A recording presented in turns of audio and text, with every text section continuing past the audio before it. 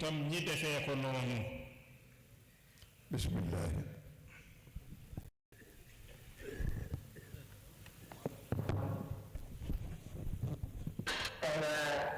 mbiɗa jangguinaani farillaji julde waawde hulde to heewi ɓuri newaade waawde hunde to deftere wonde so tawii ko hoore ma ndaarata ƴeewaa heen ngam ndaara hoore ma so jaati ma wonanima deftere ma deftere nde yebbataa ko ma aɗa waawi ƴeewtaade heen caggitoɗaa saabo min nani ƴettude farillaji ɗi mi wattane ene nder jaatiji men gonana en deftere so tawi neɗɗo kala nani farillaji ɗi mi wattaɗe e nder jaati goɗɗo nana farillaji ɗi e nder jaati mum wata han kadi soɗo yiino farillaji ɗi koye nder jaati ma hen jiilotoɗa wona to nder deftere jiilotoɗa ara wande farillaji tawa neɗɗo on taw ko geɗe tati tan jogii wona ɓernde makko tan e ɗemgal makko e terɗe makko farillaji ɗi fof ɗo tan ɓernde 15 kala ko ɗo boni e nder ɗe geɗe tati koye golle woni ndeke noon koye terɗe he farillaji ɗi ɓuri wonde nde wonno ko he farillaji wona e ɗemgal woni farillaji ko woni e ɓernde ko farilla gooto on woni anniya ma ko farilla anniya julde ko farilla ɗum koto ɓernde ma ƴewtotoɗa ko to ko woni on farilla koto ɓernde woni o woni ko nde wonno hunde ɗo ɓuri famɗude ɗo so tawi limama ɗon hakkille ne yaara rende ɗum eɗo ɓuri heewde ɗo so limama toon ɗum noon mi limana en seeɗa o mbaɗa eɗen mbawa rende ko ardiinde ko heewi limete neɗɗo so tawi anni o koye ɓernde woni ko farilla ma anndu o farilla kam ko ɗo woni golleyol e farillaji ala nanɗo kongol gotol tan kam ɗum hono anniya so ɓernde anniyaade mi anni tottude farilla kaarijo julde wiyaɗa wonde almani ɓeyda e mbiɗa anni tottude farilla kaarijo mi ɗemta almani wiyaɗa e almani noon mbiyata mbiɗa anni tottude farilla kaarijo waɗɗakima noon wiide ñalawma kaarijo ala ko farilla kaarijo so ari mbiɗa anni tottude farilla subaka ma walla farilla fana ma ala farilla ala saba ma walla farilla futuro ma walla farilla keeƴe so a wii noon tan tawde alamu gonduɗa a gayni anniyade so tawi noon aɗa rewi caggal almani saka wii noon a fawat hen mbiɗa ñemtina almani mbiɗa anni tottude farilla subaka mbiɗa ñemtina almani mbiɗa anni tottude farilla fana mbiɗa ñemtina almani mbiɗa anni tottude farilla ala saraji mbiɗa ñemtina almani mbiɗa anni tottude farilla mbiɗa ñemtina almani mbiɗa anni tottude farilla keeƴe mbiɗa ñemtina almani wona anniya kadi anniya ko ni feɓo mum foti o gasi aji pamari ɗi kewani ko konguɗi ɗiɗi konngol farillaji mum kewani ko ɗiɗi tan ɗemngal ko haalata geɗe tati ɗemngal ko jogii e farillaji ko farillaji tati ɗum ko ɗemngal defani neɗɗo ɗum ɗin farillaji tati e julde ko ɗemngal defi ɗum kañum tottata ɗin farillaji tati en farilla arminirdu ɗum ko farilla kono ko ɗemngal waɗata ɗum farilla goɗɗo on ko fatiha ko farilla kono ko ɗemngal janngata ɗum farilla goɗɗo on ko salminaade ko farilla kono ko ɗemngal waɗata ɗum ɗi farillaji tati ko ɗemngal watta kañum defani neɗɗo tottude ɗiɗo farillaji tati hono ɓernde defirani neɗɗo tottude farilla anniya ni ayi ɗiɗo farillaji nayi jalɗi heddanimama 12 ɗiɗo keddaniɗima ya andu ɗin cakki koye terɗe ma tan koye jaati terɗe ɗin goni ma walla e sifa julde ɗi goni ko heddi hen koko sifa julde hol ɗum ina jaa sappo e goo he mana daranaade habbiraado harminirdu ndu habbiraado harminirdu ndu wani no farilla ni daragol gol darade ina darano farilla habbiraado harminirdu ngol daragol ko farilla aywa ko fatiha daranaade fatiha ne ko farilla fatiha so tawi neɗɗo ina janga ɗum ko farilla kono daranaade fatiha ha jangoya ɗum to darni ɗum ne ko farilla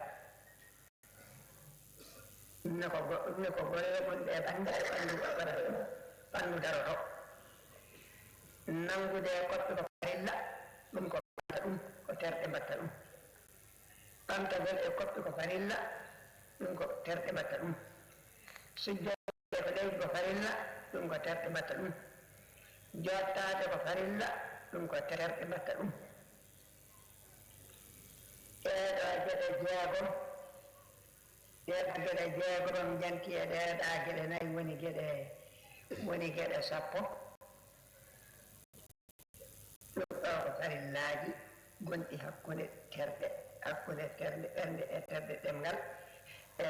terɗe ɓanndu e caggal toon noon e rewdirde farillaji ɗi ɗum ne ko farilla kono jooni accude mana ardinde anniya to ndewna heen habbiraado harminirdu ndewna heen daranaade fatiha ndewna heen janngude fatiha ndewna heen nawde koppi kono tartibol fara'idi rewdirgol farillaji ɗum ɗon ne ko farilla eywa mana eywa leytidal fodde ɗum ko sifa mo ina rutti e ɓanndu ndu haa jooni ɗum koye terɗe jeeya haa jooni jeegom ɓe mbiɗen ɗo ɗeɗo oɗo farilla ko heen jeeya sabu ko ɓanndu watta fodde mana woni fodde ko sa darima mbiya cow tawa oneraaki yeeso a oneraaki caggal a dari pewɗa ma sa nande koppi tawa keccimaki feewat eywa koppi ma ɗi luppito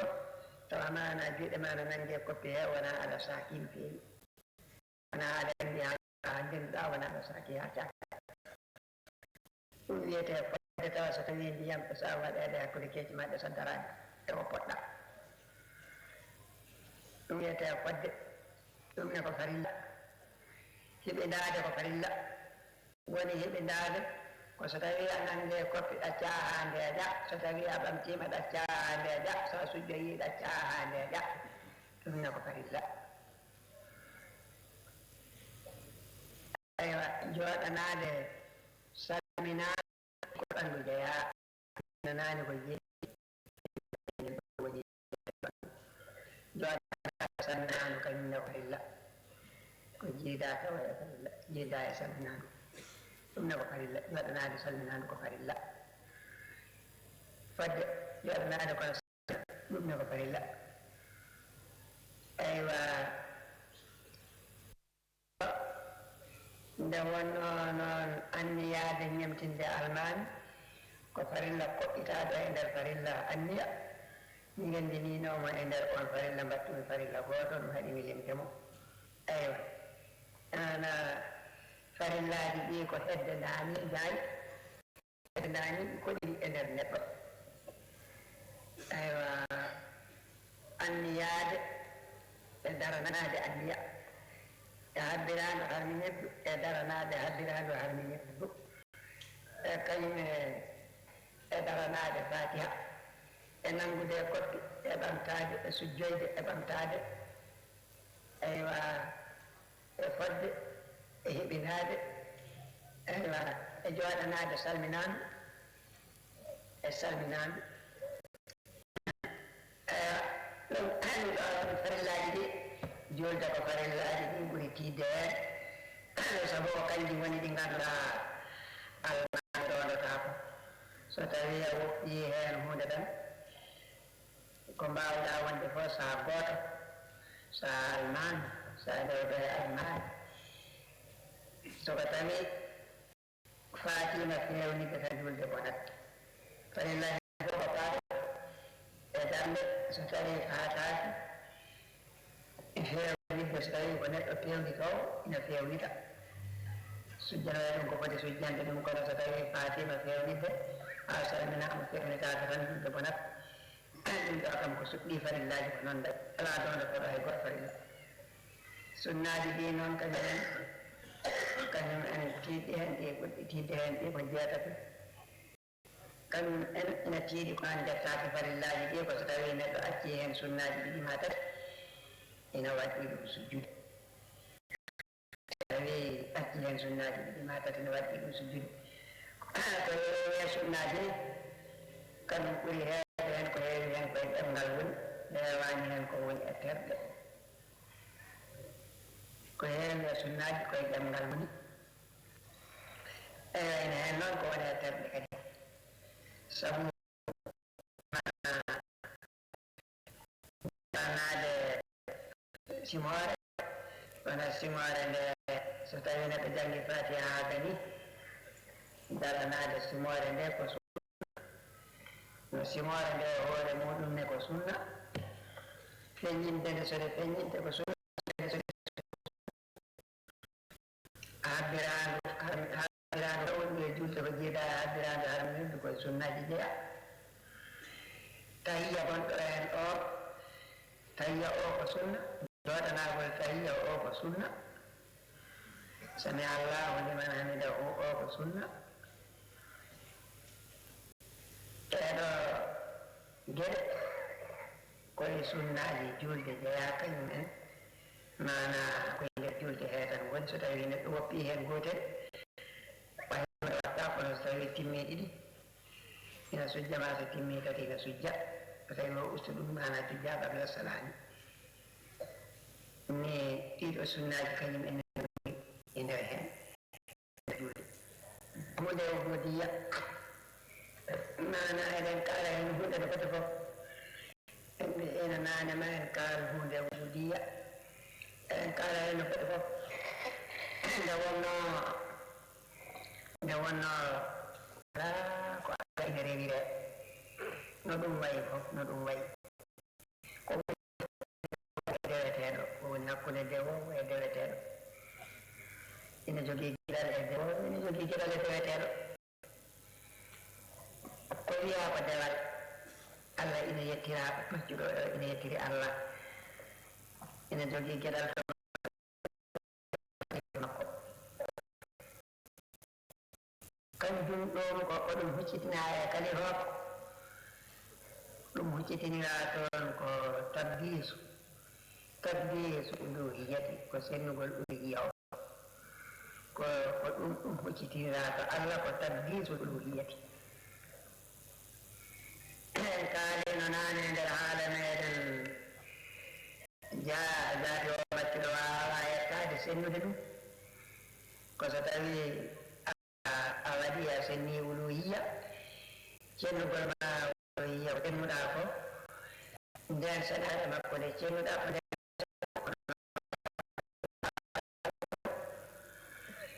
en mbino nden nane joni ne ko noon mbiɗen ana ko huccite Allah ko tanzihul uluhiyyati ɗum wiyete ko hokkite e maccuɗo ko wiyete ko tanzihul ubudiyyati ko laɓɓin accuragal maccuɗo o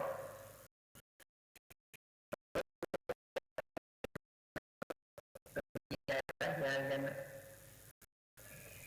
nde wonaa ko ɗeeɗiɗi ina woodi ko waɗete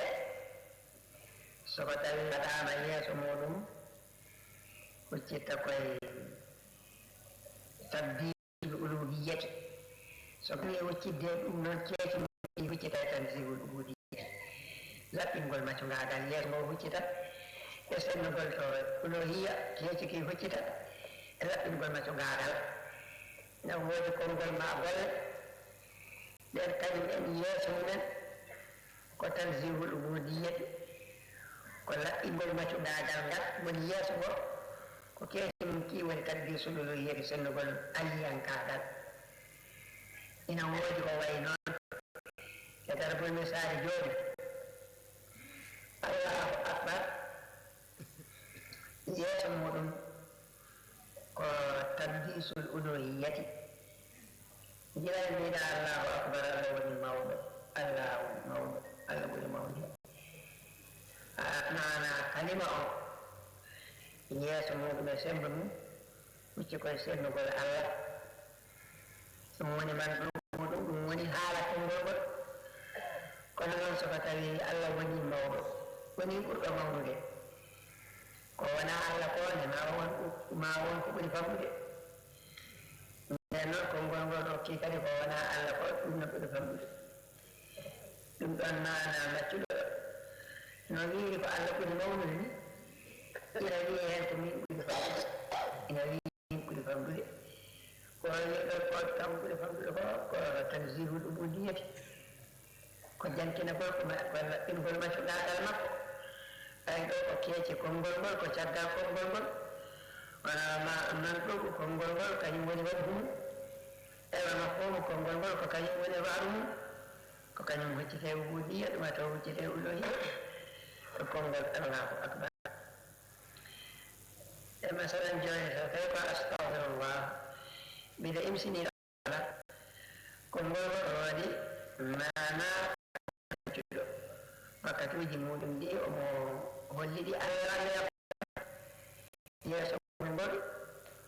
ko tanzihu ubudiyati, ko laɓɓide majoga cuɗɗo feñni ɗum darni wonde maccuɗo o yankinanima ñaaƴi allah yaafo ɗum. eci golne kadi ina waɗi tanzihul uluhiyya, tanzisul uluhiyya, sabu mawningol allah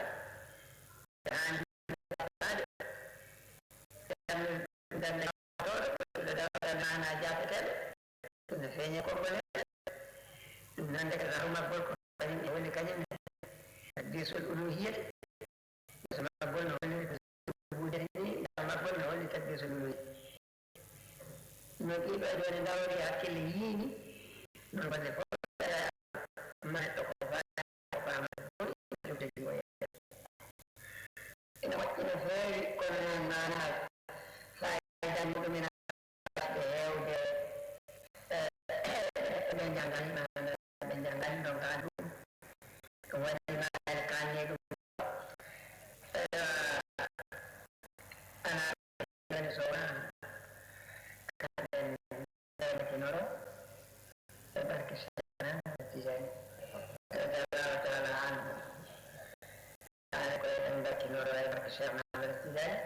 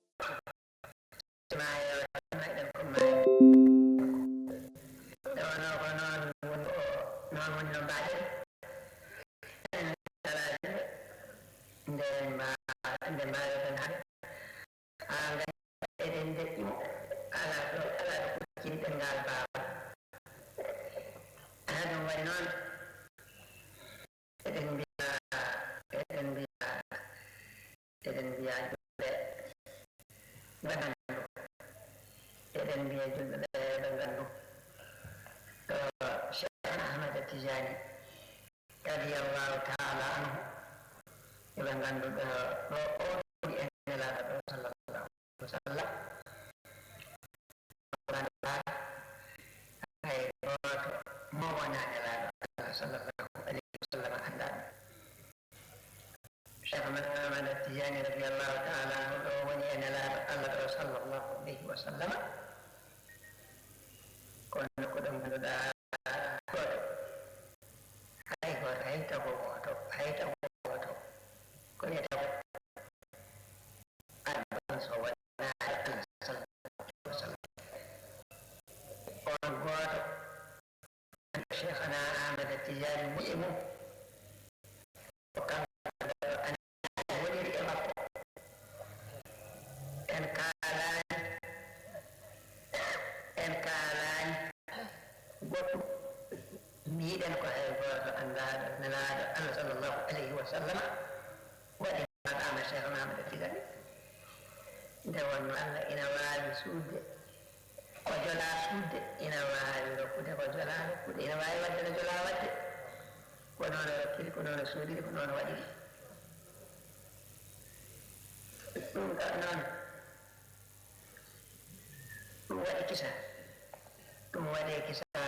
سنة لنا نتبلغ إني لا وسائل أهدان أول نتبلغ إني والها ورتيني مما ولا إني ما لا نما في ذلك سدري نتبلغ إني لا وسائل أهدان ورتيني dan dia orang ada kena ma'rifat billahi wa ta'ala sabu ala ilmu andin ya Allah rogan buat saya anak ya Allah andin ta Allah qad saya amjan andin qad andin ta Allah sahana madani andin Allah do ada kan bandal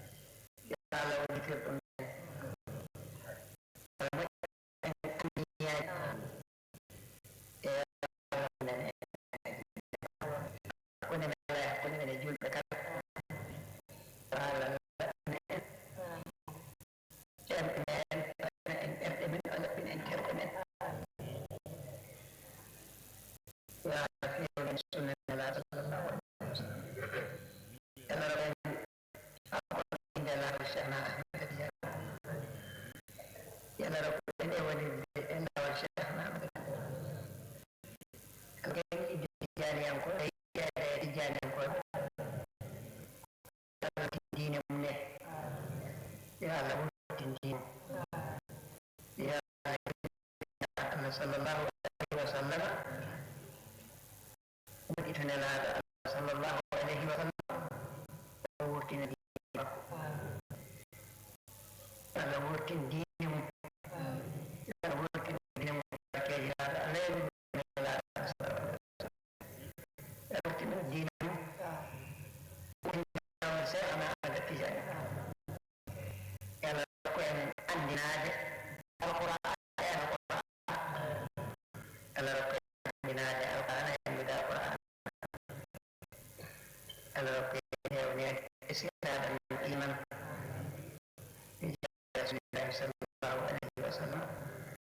وبجاه شيخنا أحمد رضي الله تعالى عنه وأرضاه عنا به آمين.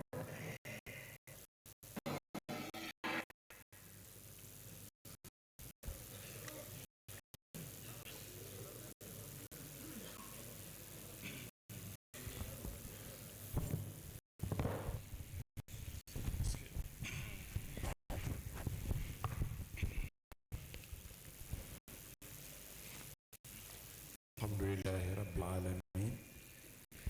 الحمد لله رب العالمين الحمد لله رب العالمين نجتي الله سبحانه وتعالى en jettimo eno andiri to makko ofti yettirede en mbawa yettumo no foti yettirede en jettimo e gandal men en jettimo e ko en data omo andi kanko omo foti yettirede noon en jettirimo kanko Allah subhanahu wa ta'ala en ñaaguimamo emo moƴƴere makko e njulumndeeru makko e ɓural makko nde o yoɓanta en ceerno men e seereɓe muɗum jomdi moƴƴiri ndi o haandini ɓe to makko.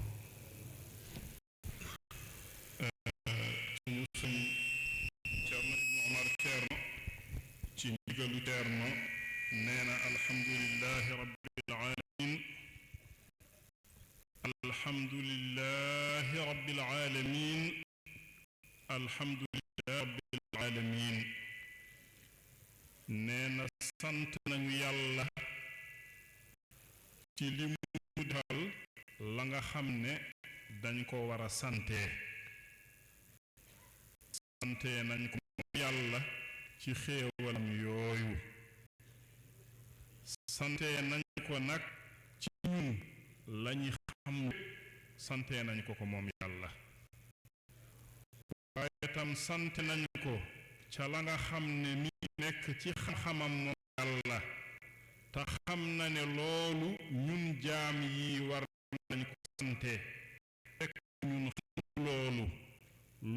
yépp ñu ngi koy sante yàlla sant nañ yàlla ci lañu am ak lañu xamul te yàlla xam na ne loolu tam war nañ ko koo sante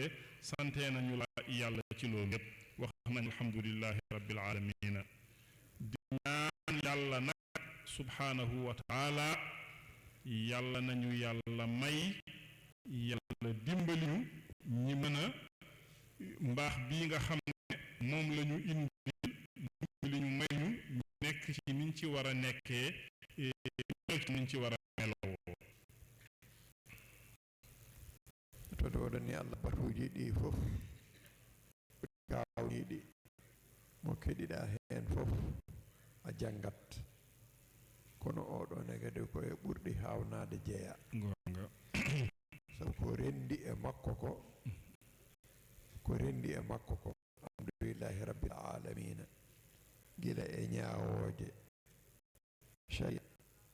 ko goɗɗo timata e deftere janngine anda e goɗɗum ko ngannduɗaa ɗum alaa e defte neɗɗo andirta ɗum ko kulol Allah e yidde ɗum nelaaɗo Allah sallallahu taala alayhi wa sallam e tijjaniya e geɗal muɗum manngal hay huunde alaa ko batu o heddi e ɗum waɗi omo jeeya e batuuji ɓurɗi huude geɗe en jetti heen Allah subhanahu wa taala e nande ɗum e makko neena alhamdulillahi rabbil alamina moom Ceerno Cheikh Alhaaj Mouhammad Saïd radiyallahu taala anhu jotaayam yépp ay jotaay kéemaane waaye jotaay bii ñi lu tey bokk na tam ci yi gën a kéemaan ci jotaay yi naka fekkonte ne lépp la nga xam ne aajoo na ko ci biir diineem ci wax wu gàtt tënk na lépp loo xam ne nit ki aajoo na ko ci biir diineem naka fekkoon ne ci taaka wax ñi fi nekk dégg nañu wax ji ci pulaar waaye la mu doon wax julli la doon dimbalit ñi yow julli bi ni sa xel dina tënkoo ci julli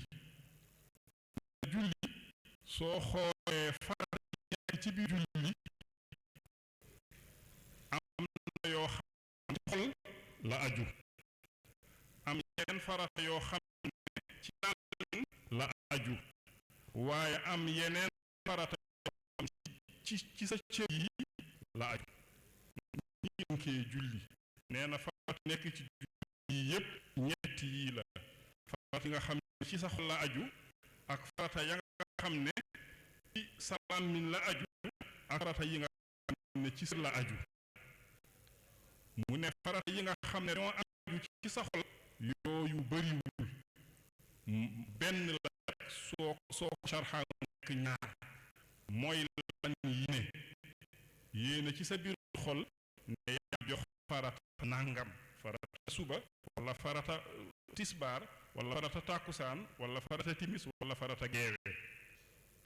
nee na loolu mooy farata aju si xol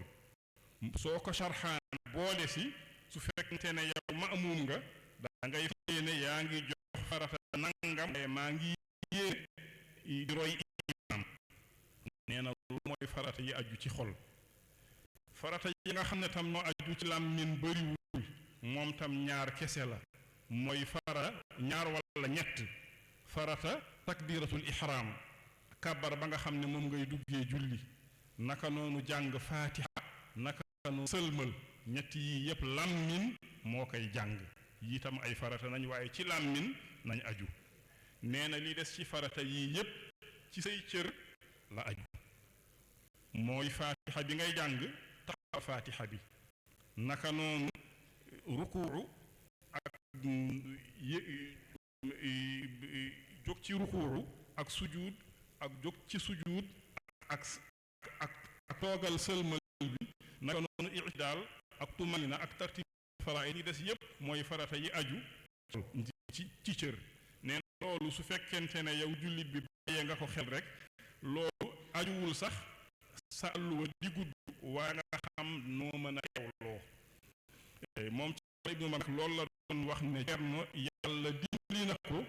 mu leeralal mi nii képp koo xam ne sax donte sa àlluwa gudd danga ko mën a xam nee na loolu nag du loo xam ne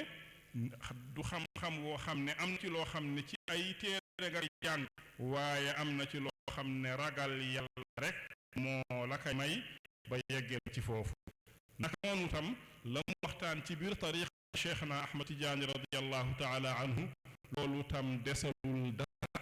ci taalube Cheikh Tidiane radiyallahu taala anhu ci ni muy nekkee ci tariqa bi ak la mu war a xam ci tariqa bi ak la mu war a xam ci Cheikhna Ahmad Tidiane radiyallahu taala anhu nee na loolu tam desalul dara.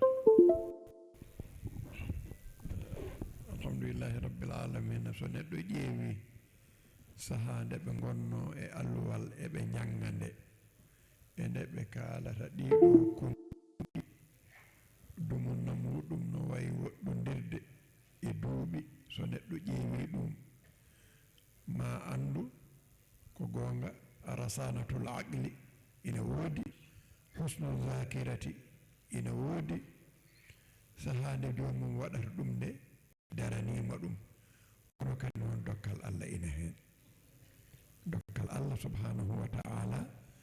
ina heen jomum to yaarif tawa ko sabba ɗum ko dokkal Allah subhanahu wa ta'ala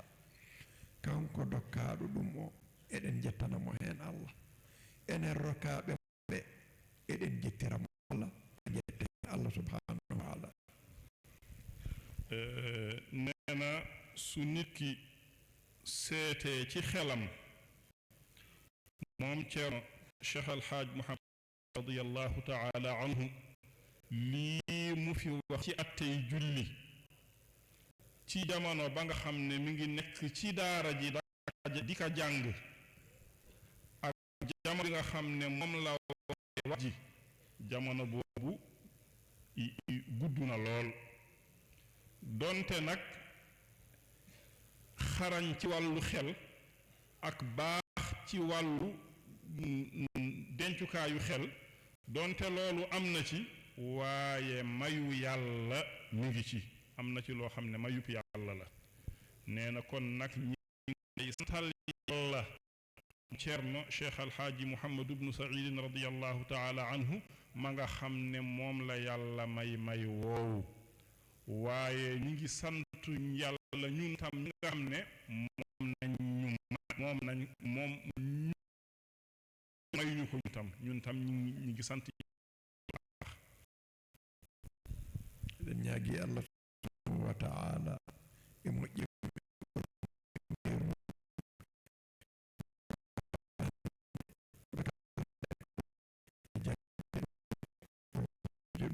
beɗe mbawen naftade ɗum billahi rasulillahi sallallahu ta'ala alayhi wa sallam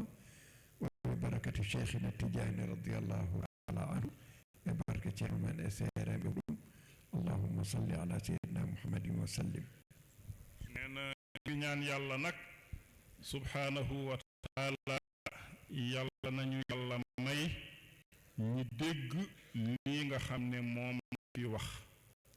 yàlla may tam nangu li nekk biir wax ji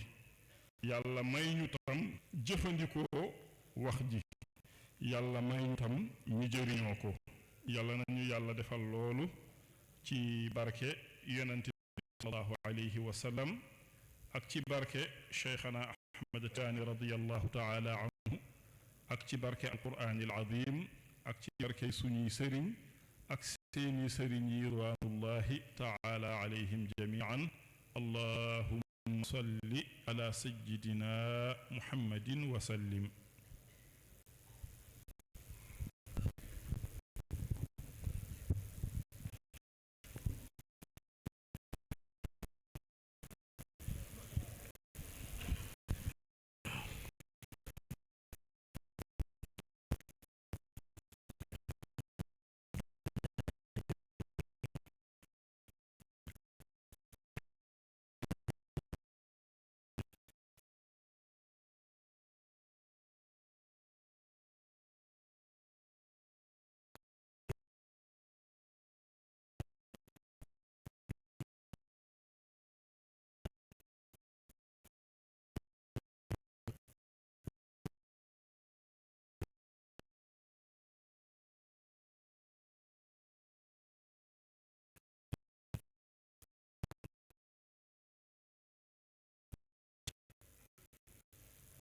oɗo basune sabu ni fof haali ha moni kala ɗum famu gonga en jangi farillaji ɗi to defte to en jangi sunaji defte to siftini en ɗum e sifa mo ganduɗa ko kaaliɗum nde won farillaji ɗi gandu jarema holno haali ƴettal galle nde kono noon ko farillaji baali neɗɗo o to koto haqqita ɗum woni galle nde holno galle jigitorɗon farillaji ɗi haqqinini e allah beele seno wawa yettade hagala allah no foti yettorade ni ɗum woni oɗo taɓdisul uluhiyate mo haali sirnude aliyan kaadal allah e tanzihul ubudiyati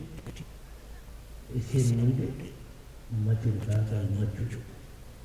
o wi kala dewal ngal jiiɗa ina iwa e maccuɗo ina fayida allah ina waɗi yeeso ina waɗi caggal yeeso ngo wiyete taɓdisul uluhiyati caggal ngal wiyete tanzihul ubudiyati sirnude maccirkagal ndewowo ko o rokki en misal ha haqqillaji men dañen to allah ɓayɗen paamira ɗum o wi sa wi allahu akbar allah ko noon allah ɓuri mawlude ko faama e ko deƴƴuɗa ɗon ko a wi to ɗum mafhumul mamɗuɗo ɗo a wi toon ko min ɓuri famɗude a wi allah ɓuri mawlude e nder ko mbiɗa allah ɓuri mawlude ko ina faama hen a wi to haqiqa ma ko min ɓuri famɗude ko mbiɗa ko min ɓuri famɗude ko ko ɗum woni tanzihul ubudiyati ko ɗum woni sennude maccurɗagal ma ko mbiɗa allah ɓuri mawlude ko ko ɗum woni sennude allayantagal allah taqdisul uluhiyati sa wi allahu akbar yeeso konngol ngol ko taqdisul uluhiyati keeki konngol ngol ko tanzihul ubudiyati o rokki en kadi misal ɗo o wi astahfirullah konngol ngol ɗo so wi e maccuɗo nde wonno omo anndi ko ustiiɗo ko hakkodinowo so wi ilsinanima allah mi tuubani e allah yeeso konngol ngol ko tanzihul ubudiyati keeki konngol ngol ko taqdisul uluhiyati min woni looɗo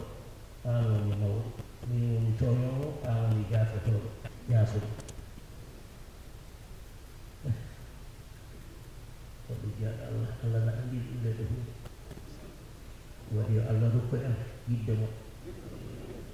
allah rokku en yiddema kanko e seerede makko no poɗɗen yiɗirde mo o haalani kadi e laawol cheikhana ahmadou tidiane nde wonno neɗɗo ene moƴƴi ganda ceerno ma hanki o haali wi laawol ngol ko cheikhana am tidiane woni hen ceerno keddiɗo fof ko albuɗo tan ɗum no ganduɗo hunde wawi haalde ɗum o wi cheikhana ahmadou tidiane to woni ɗiɗo nelaɗo allah to sallllahu alayhi wa sallam o riiwi o wi hay goto anda ɗum sowona nelaɗo allah sallllahu alayhi wa sallam ɗum waɗi noon yo allah hokku en yidde allah yidde nelaɗo allah sallllahu alayhi wa sallam to haqiqa yidde cheikhana ahmadou tidiane to haqiqa yidde jokkorɗo men wonɓe hakkude men e makko ɓe sabu barke allah e nelaɗo mum sallllahu alayhi wa sallam sabu barke cheikhana ahmadou tidiane radiallahu taala anhu sabu barke makko kanko ceerno sabu barkeji seereɗe makko allahumma salli ala sayidina muhammadin wa sallim alhamdulillahi rabbil alamin suñu sëriñ ceerno cheikh Baro moom tam ci ndigalu ceerno nee na alhamdulillahi rabbil alamin alhamdulillahi rabbil alamin alhamdulillahi rabbil alamin nee na lu jiitu ñu ngi ñaan yàlla tabaraka wa taala moom ceerno cheikh alxaaji Muhammadu bnu Saïd radiallahu taala anhu moom ak ay sëriñam ridwanullahi taala alayhim jamian yàlla na leen yàlla fay payoor bu baax ba nga xam ne moom la leen yàlla woote moom yàlla na leen yàlla yokkal teraanga yàlla yokkal leen xorma yàlla tam yokkal leen jegeel bi mu leen jegeel ci moom yàlla yokkal leen yokku leen tëbbu leen ak xam yokkal leen yàlla na leen yàlla yokku ci yii yépp nee na nag ceerno cheikh alxaaj Muhammad Saïd radiallahu taala anhu jotaayam lépp jotaay yu kéemaane la waaye jotaay yu tey bi itam jotaay bu gën a kéemaan ci jotaay yii la naka fekkoon ne jotaay bi daf ci dajale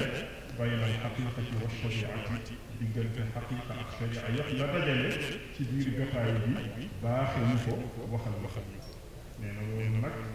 ñu koy sante yàlla bu baax a baax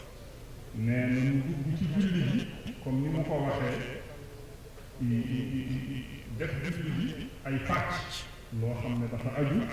ci sa xol ak loo xam ne dafa aju ci sa làmmiñ ak am loo xam ne dafa aju ci say cër nee na loolu mooy farata yi waaye nag julli bi ci boppam soo xamee loolu ba pare baax na tam nga xam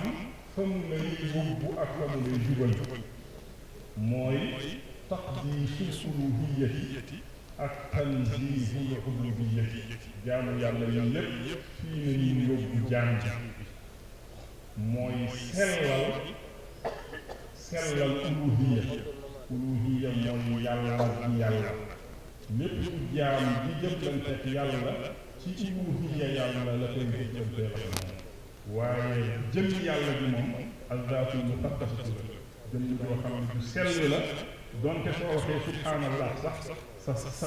sa tasbiix bi yeggul ci jëm yàlla bi soo nee allahu akbar sa màggal yàlla bi yeggul ci jëm yàlla bi lépp yow jaam bi looy jëflanteek yàlla yaa ngi koy jëflante ci uluhiyya bi nee na jaamu yàlla yi yëpp nag fa yi yóbbu jaam bi mooy taqdiisul uluhiyyati ak tanziihul ubuudiyyati ak sexal ak laabal njaamut jaam ñu jox ci misaal ni nit ki soo nee allahu akbar sa xol yaa ngi fas ci sa xol ne yaa ngi màggal yàlla ne yàlla mooy ci màgg wala yàlla mooy ci gën a màgg ci lépp nee na mantuq wax bi la nga xam ne moom la wax mooy màggal yàlla loolu taqdiisul uluhiyyati la loolu mooy nekk ci kanamu wax bi waaye ginnaaw wax ji denc na ci tanzihul ubudiyyati su fekkente ne wax nga ne yàlla moo màgg wala wax nga ne yàlla moo gën a màgg ci lépp ëmb na ci biir wax bi man jaam bi man maa tuuti wala man jaam bi man maa gën a tuuti ci lépp nee na kan wax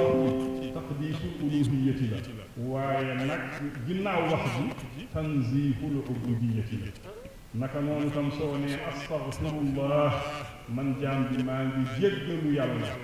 kanamu wax ji tanzihul ubudiyyati la yaa ngi setal di laabal sax njaam man jaam laa aji def bàkkaat laa maa ngi jéggalu yàlla maa ngi ñaan yàlla jéggal kanamu wax bi tanzihul ubudiyyati la waaye nag ci ginnaaw wax bi su fekkente ne loolu sax na yow jaam bi yow yaay ci torox yow jaam bi yow yaay kii bàkkaat yow jaam bi yow yaay kii ñaan jéggal ñu ngi ci ginnaaw wax ji yow yàlla yaay kiy jéggale yaay kiy baale yaay kiy setal jaam bi ci bàkkaar ndeke foofu tam ma nga fa taqdiisul uluhiyyati nee na jaamu yàlla yi yépp nag fii la ñuy yóbbu jaam bi ci tanzihul ubudiyyati ak taqdiisul uluhiyyati loolu yépp nag mu baaxee ko ci biir jotaay bi ginnaaw loolu tam mu baaxee tam ci tariqa cheikhana Ahmad Tijaani radiyallahu taala anhu leeralal ñu tam tariqa bi ba bépp taalibe mën a tënku ci cheikhana Ahmad Tijaani radiyallahu taala anhu mën a xam cheikhana Ahmad Tijaani radiyallahu taala anhu mën a am tam cofeel ci cheikhana Ahmad Tijaani radiyallahu taala anhu mën a am cofeel ci yonent bi sallallahu alayhi wa sallam nee na waxoon nañu démb ci bambi démb bi moom Ceerno nee na tariqa tijaaniya cheikhana Ahmad Tijaani mooy sëriñ bi moom la yonent bi sallallahu alayhi wa sallam taxawal mu nekk sëriñ ci biir tariqa ji képp ku dul moom muqaddam la taalibe la ci biir tariqa ji lépp looy yar wala lépp looy def da nga koy jaarale fa ko cheikhana Ahmad Tijaani radiyallahu taala anhu jaarale nee na tey tam bu baaxee ñu ne moom cheikhana Ahmad Tijaani radiyallahu taala anhu faka yàlla def ak faka yàlla denc ci biir yonent bi sallallahu alayhi wa sallam amul benn mbindeef amul mu dàq lépp amul benn mbindeef bu xam ci cheikhana Ahmad Tijaani radiyallahu taala anhu nekk ci biir yonent bi sallallahu alayhi wa sallam amul kenn ku ko xam ko biir yonent bi sallallahu alayhi wa sallam nee na loolu nag kéemaane wu ci yàlla naka fekkante ne yàlla mën na nëbb mbir fekk kenn du ko xam loolu moo tax man Cheikh Tidiane radiyallahu taala anhu fa mu nekk ci biir yonent bi sallallahu alayhi wa sallam keneen amul kenn ku xam foofu du moom yonent bi sallallahu alayhi wa sallam moom kese moo xam ko Cheikhna Ahmad Tidiane radiyallahu taala anhu nekk ci moom loolu nag masiya bu yàlla defal Cheikhna Ahmad Tidiane radiyallahu taala anhu ñëpp xam nañ ne al masiyatu laa ta'ta bil afdaliyata saxaaba yi ña ngi foofu ñoom ñoo gën képp ku dul saxaaba loolu lay waaye li ko yàlla defal ci biir yonent bi sallallahu alayhi wa sallam loolu la nee na loolu nag ngir ñun ñi mën a am cofeel ci Cheikhna Ahmad Tidiane radiyallahu taala anhu ngir tam ñi mën a xam la nekk ci biir tariqa Cheikhna Ahmad Tidiane radiyallahu taala anhu mën a teye tariqa bi mën cee nekk niñ ci war a nekk ñu ñaan yàlla nag loolu nga xam ne moo di yéeneen ci wax ji ngir dooleel suñu xol dooleel suñu xel ci biir ngëm-ngëmu yàlla ci biir lislaam ak ci biir sunna naka noonu tam dooleel suñu xel ak dooleel suñu xel ak dooleel suñu ruux ci biir tariqa Cheikhna Ahmad Tidiane radiyallahu taala anhu yéene jooju bu ci amal mbooloo mi ak taalibe Tijaan yëpp ñu ñaan yàlla matal yéene jooju ci barke yàlla ak yonent bi sallallahu alayhi wa sallam ak ci barke Cheikhna Ahmad Tidiane radiyallahu taala anhu ak ci barke moom Ceerno Cheikh Alhaaji Mouhamed ibn Saïd radiyallahu taala anhu ak ay sëriñam yëpp ridwanullahi taala alayhim jamian ak ci barke mbooloo sëriñ islam yi yëpp allahumma salli ala sayyidina Muhammadin wa sallim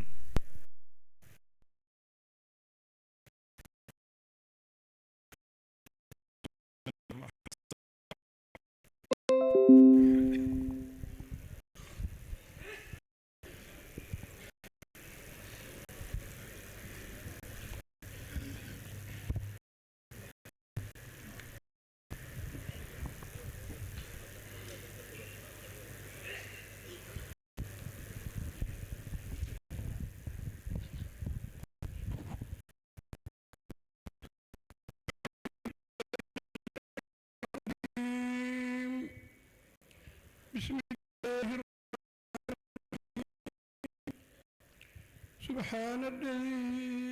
أسرى بعبده ليلا من المسجد الحرام إلى المسجد الأقصى الذي باركنا حوله لنريه من آياتنا إنه هو السميع البصير. يا موسى الكتاب جعلناه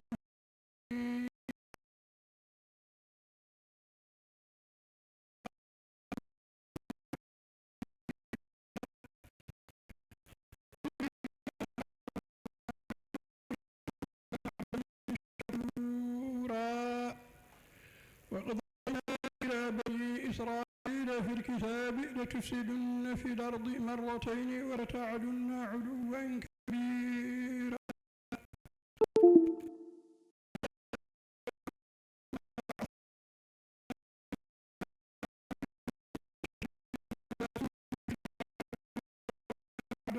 مفعولا ثم رددنا لكم الكرة عليكم وأمددناكم بأموال وبنين وجعلناكم أكثر نفيرا إن أحسنتم لأنفسكم وإن فلا فإذا جاء وعد الآخرة ليسوءوا وجوهكم وليدخلوا المسجد كما دخلوه أول مرة وليتبروا تتبيرا. صدق الله العظيم.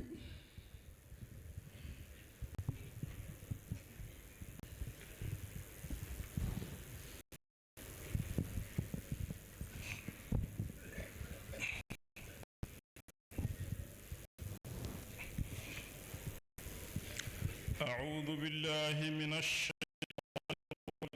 الرجيم. يا أيها الذين آمنوا هل أدلكم على تجارة تنجيكم من عذاب أليم تؤمنون بالله ورسوله وتجاهدون في سبيل الله بأموالكم وأنفسكم ذلكم خير لكم إن كنتم تعلمون يغفر لكم ذنوبكم ويدخلكم جنات تجري من تحتها الأنهار ومساكن طيبة في جنات عدن ذلك الفوز العظيم. وأخرى تحبونها نصر من الله وفتح قريب وبشر المؤمنين. يا أيها الذين آمنوا كونوا أنصارا لله كما قال عيسى ابن مريم الحواريين من أنصاري إلى الله قال الحواريون نحن أنصار الله فآمنت طائفة من إسرائيل وكفرت طائفة أيدنا الذين آمنوا بهم فأصبحوا ظاهرين. بسم الله الرحمن الرحيم. سبحوا لله السماوات وما في الأرض الملك القدوس الحكيم والذي بعث في الأميين رسولا منهم يتلو عليهم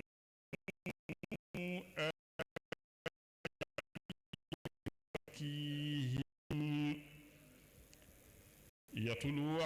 عليهم آياته ويزكيهم ويعلمهم الكتاب والحكمة وإن كانوا من قبل لفي ضلال مبين وآخرين منهم يلحقوا بهم وهو العزيز الحكيم ذلك يؤتيه من يشاء والله ذو الفضل العظيم الله العظيم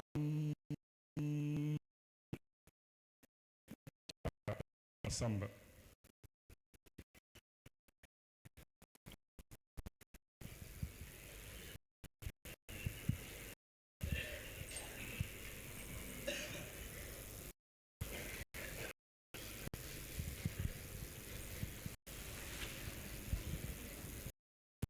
أعوذ بالله من الشيطان الرجيم والله العليم إذ يمكر ليثبتوك يقتلوك أو يخرجوك ويمكرون ويمكر الله والله خير الماكرين وإذا تتلى عليهم آياتنا قالوا قد سمعنا لو نشاء لقلنا مثل هذا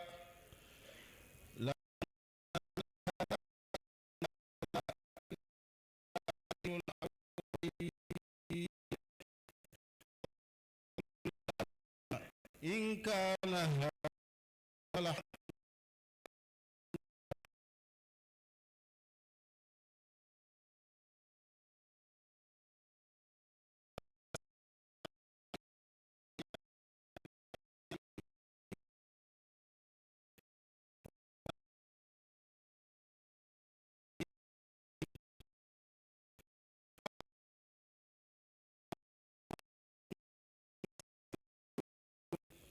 وما لهم الله يصد عن الحرام وما كانوا عدوا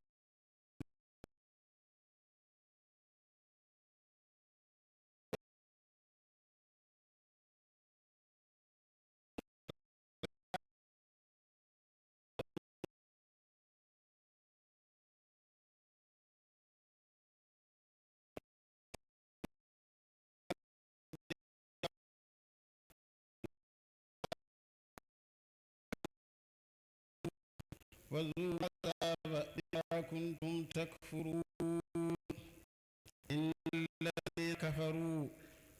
ينفقون أموالهم ليصدوا عن سبيل الله فسينفقونها ثم يكون عليهم حسرة ثم يغلبون والذين كفروا إلى جهنم يحشرون يميز الله الخبيث من الطيب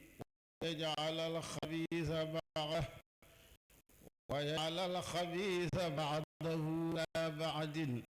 فيرمه جميعا فيجعله في جهنم أولئك هم الخاسرون قل للذين كفروا إن ينتهوا يغفر لهم ما قد سلف وإن يعودوا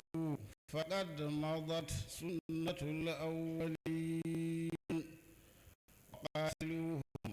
حتى لا تكون فتنة ويكون الدين كله لله فإن انتهوا فإن الله بما يعملون بصير وإن تولوا فاعلموا أن الله مولاكم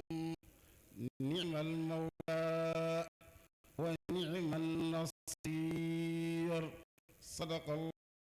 العظيم. شيخ عبد الحميد شيخ مصطفى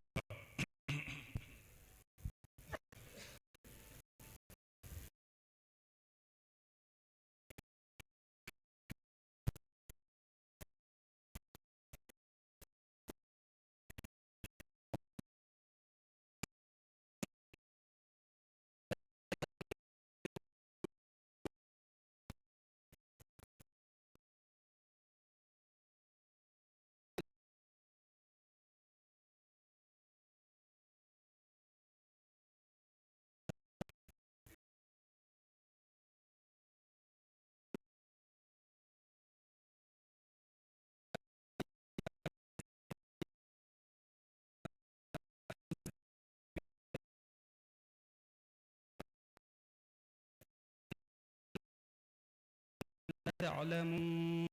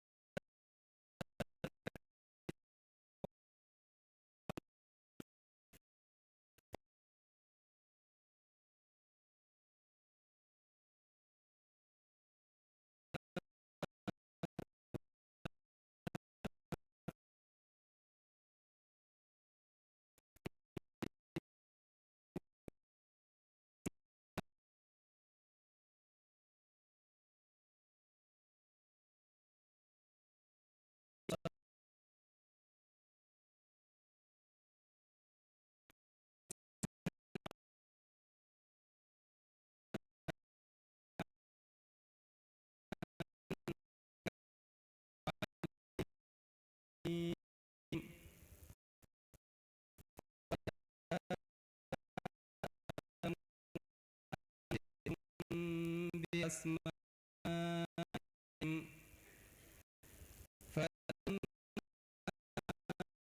فأنبهم بأسمائهم قال ألم أقل لكم إني أعلم غيب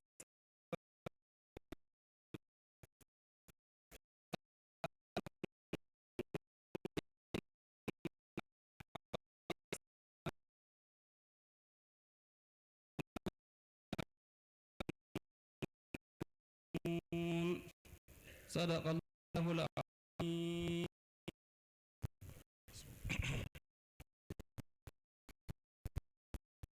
jaggannoɓe wirduɓe keɗo sharɗi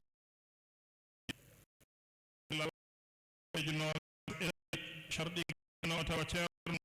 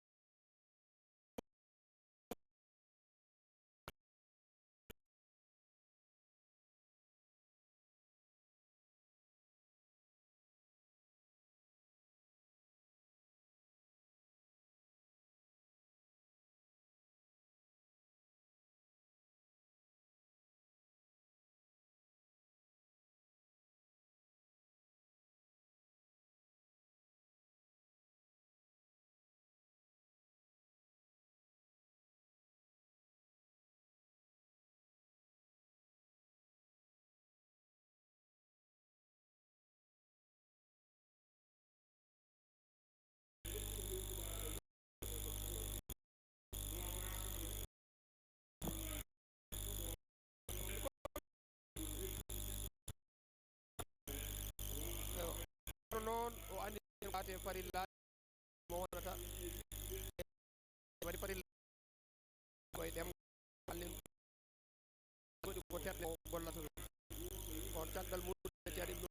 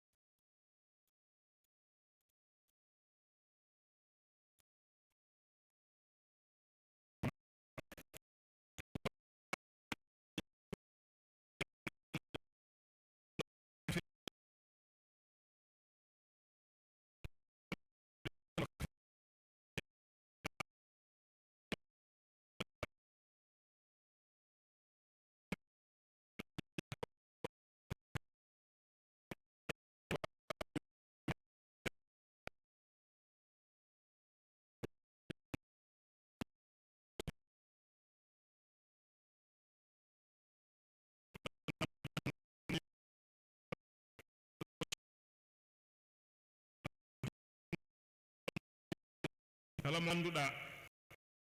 adda wona jogo on yo